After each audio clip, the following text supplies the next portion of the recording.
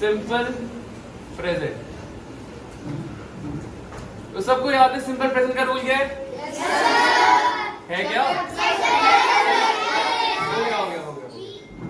Subject plus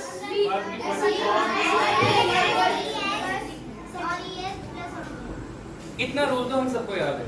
अब एक rule हम इनके साथ ऐसे सीखेंगे जिससे हम किसी भी सेंटेंस को अगर इंग्लिश में बोला है तो हिंदी में ट्रांसलेट करेंगे और अगर हिंदी में बोला है तो इंग्लिश में ट्रांसलेट कर सकते हैं। यही सिखाया था? हाँ या ना? Yes sir. अब वो रूल होता किस हिसाब से? जैसे कि हमने बोला सिंपल प्रेजेंट, ठीक है? तो अगर मैं एग्जांपल लिखूं सिंपल प्रेजेंट का,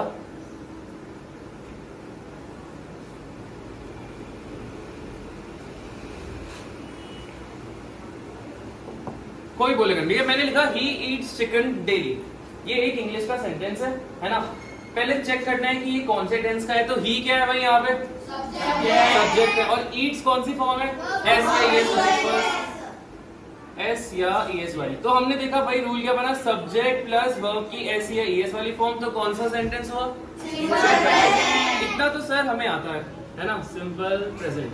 अब गेम ये है कि इसका हिंदी में मतलब क्या आएगा, ठीक है? अब जैसे एग्जाम्पल के लिए मैं पूछूं, कार्तिक इसका पता हिंदी में, तुम्हें क्या लगता है इसका मतलब क्या होगा? कुछ भी गलत हो सही हो, तुम्हें लगता क्या है बस? He eats chicken daily.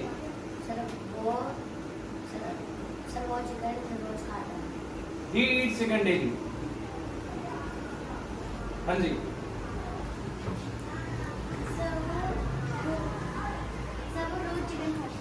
खाता है। और कोई? हाँ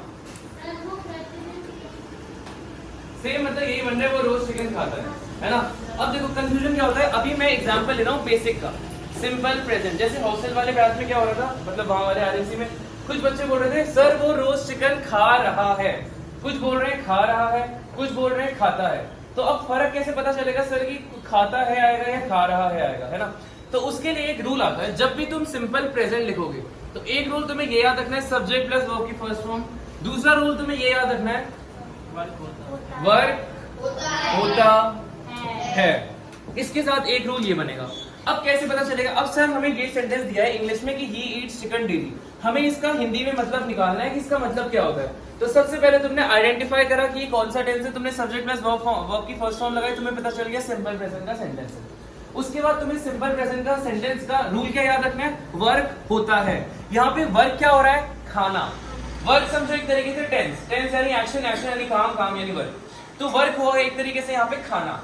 अब तुम्हें पता है जब भी सिंपल प्रेजेंट का सेंटेंस होगा तो सेंटेंस का मीनिंग क्या निकलता है? होता है, वर्क होता है। तो फिर जो बच्चे बोल रहे हैं कि वो चिकन खा रहा है, वो गलत हो गया, क्योंकि उसका रूल बनेगा वर्क हो रहा है। इसमें रूल है वर्क होता है, तो तुम्हें अपने आप पता चलेगा वो चिकन खाता है, यानी वर्क होता है, वो चिकन खाता है। एक और एग्जांपल अगर मैं लूं, ही या फिर ही चलो कोई एग्जांपल बोलना। He eats an apple daily। अब मैंने बोला he eats an apple daily, है ना? या फिर मैंने बोला he is eating an apple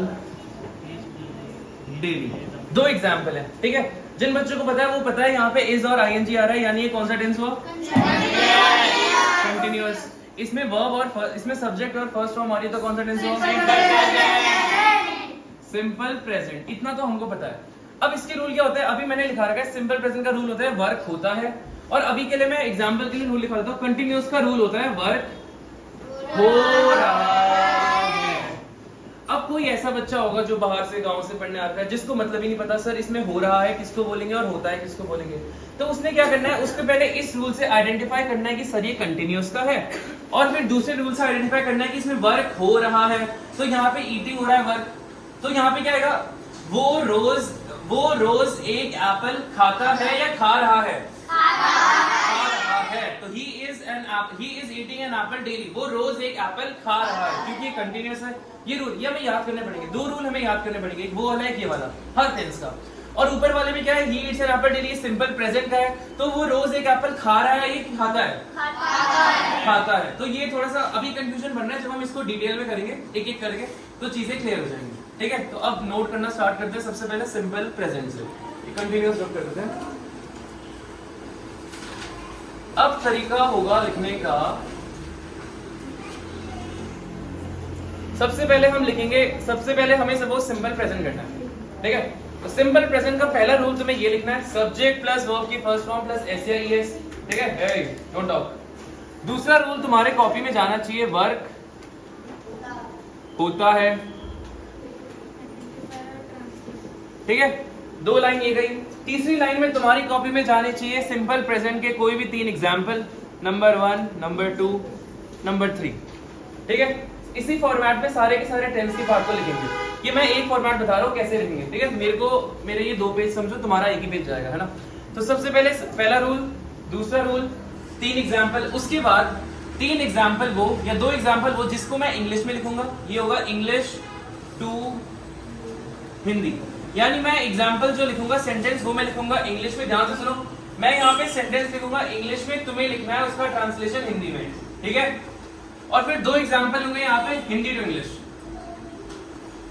Hindi to English, जिसको मैं लिखूंगा 2 एग्जाम्पल हिंदी में और तुम उसको लिखोगे इंग्लिश में। ऐसे तरीके से हम एक एक टेंस का पार्ट खत्म करेंगे। तो एक टेंस सिंपल प्रेजेंट है, वैसे ही सिंपल पास्ट, सिंपल फ्यूचर, फिर कंटीन्यूअस के 3, परफेक्ट के 3, परफेक्ट कंटीन्यूअस के 3, ऐसे करके 12 पार्ट्स और 3 एग्जाम्पल के हिसाब से काफी सारे एग्जाम्पल्स हो जाएंगे हमारे, है ना। तो होती है, हाँ हाँ, प्रैक्टिस होगी। अब जैसे वो कल वाला है,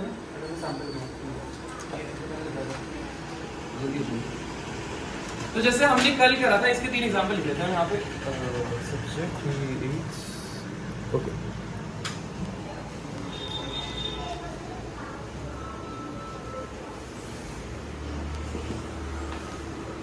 स्टैंड बेटा।